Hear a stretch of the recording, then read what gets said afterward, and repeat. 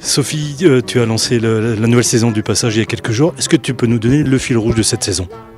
Eh bien, le fil rouge, c'est l'international, on va dire.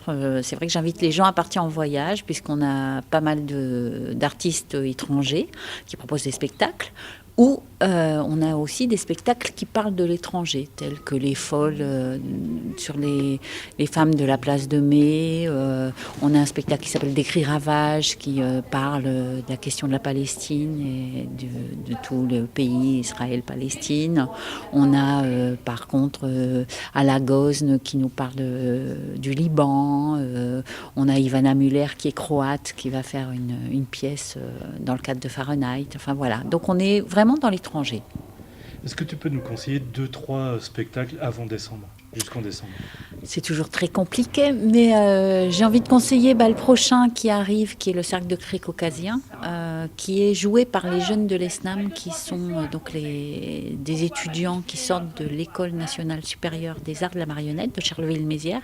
Ils sont sortis en juin dernier, et c'est leur premier spectacle, et c'est mis en scène par Bérengère Ventusseau. Et le Cercle de Cris caucasien, c'est un classique de Brecht, et c'est vraiment plein d'énergie. C'est vraiment un travail choral, où ils sont tous sur scène, et vraiment ça donne une patate et une pêche au spectacle, et voilà. Donc ça c'est mon premier conseil.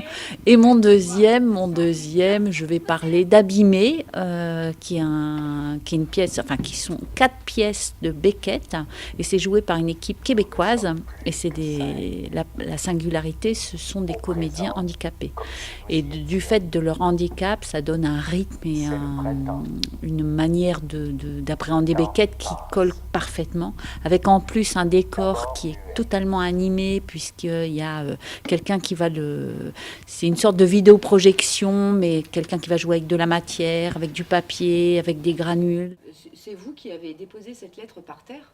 Bah, si vous croyez que j'ai que ça à faire, on est quand même bientôt au printemps, j'ai beaucoup de travail dans mon jardin, moi. Vous en avez ces questions, monsieur Germain ?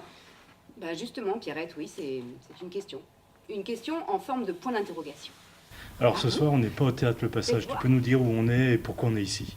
Alors on est à Saint-Pierre-en-Port, et c'est dans le cadre de notre manifestation à la rencontre de nos voisins. Donc pendant une semaine, on va tous les jours dans des villages différents, donc pour présenter le spectacle Rue de la Bascule, la compagnie Les Becs Verseurs.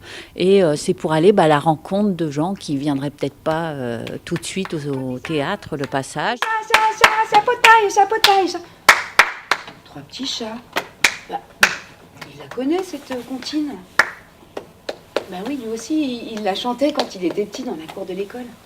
Bah, il se rapproche des enfants. J'aime bien jouer dans des lieux qui ne sont pas forcément dédiés au spectacle. Je trouve que c'est important, même en tant qu'artiste aussi, de ne pas s'enfermer, entre guillemets, que dans des théâtres, et d'avoir envie d'essaimer, de jouer pour tous. Mais alors, monsieur Germain, vous parlez tout seul dans la rue maintenant ? Pierrette, c'est vous qui avez... Pourquoi selon toi il faut venir au théâtre ?